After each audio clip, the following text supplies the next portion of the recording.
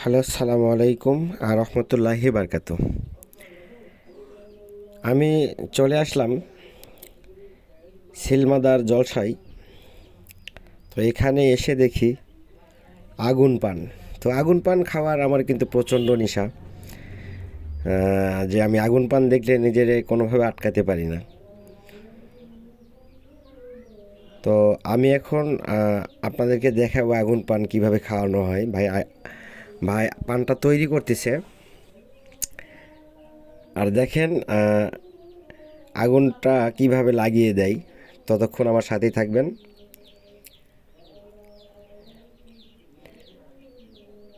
এই যে দেখেন আগুনটা জ্বালায় দিল, এখন আমি খাবো। ঠিক আছে, সেই মজা লাগে খাইতে আমারে।